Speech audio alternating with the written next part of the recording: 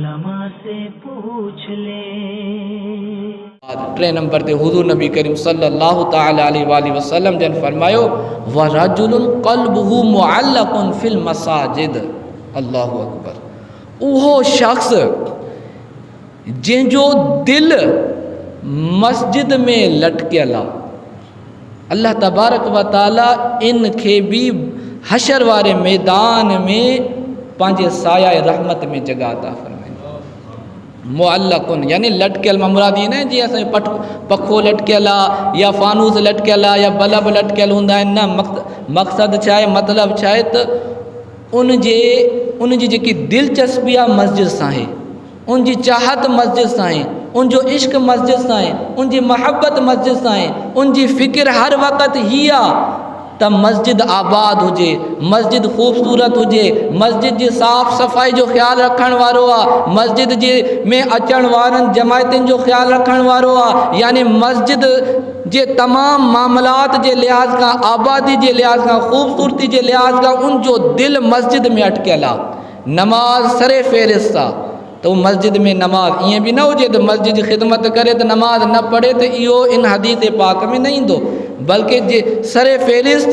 जंहिंजो दिलि मस्जिद में अटकियल हूंदो उहो पहिरियों नमाज़ पढ़ण वारो हूंदो, मस्जिद में ईंदो नमाज़ पढ़ंदो, उनखां बाद मस्जिद जी ख़िदमत में मसरूफ़ थी वेंदो। मुबारक आहे उन्हनि खे जंहिं पंहिंजी ज़िंदगियूं मस्जिदनि खे ॾेई छॾियूं। त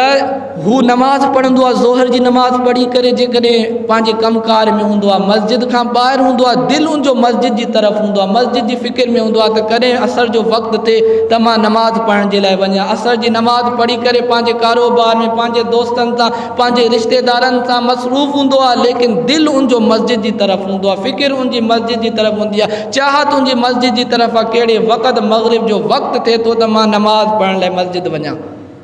ईअं बि न त हुजे त मस्जिद में, लेकिन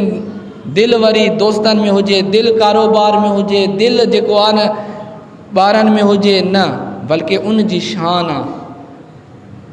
जेको पाण त जिथे बि हुजे लेकिन उनजो दिलि मस्जिद जी तरफ़ आहे, मस्जिद जे मामलात में अटकियल आहे, मस्जिद जी फ़िक्र में अटकियल आहे, मस्जिद जे जेके आहिनि साफ़ सफ़ाई में, मस्जिद जी आबादी में, मस्जिद जी तामीरात में दिलि अटकियल आहे। त हुज़ूर नबी करीम सल्लल्लाहु तआला अलैहि वसल्लम फरमायो इहो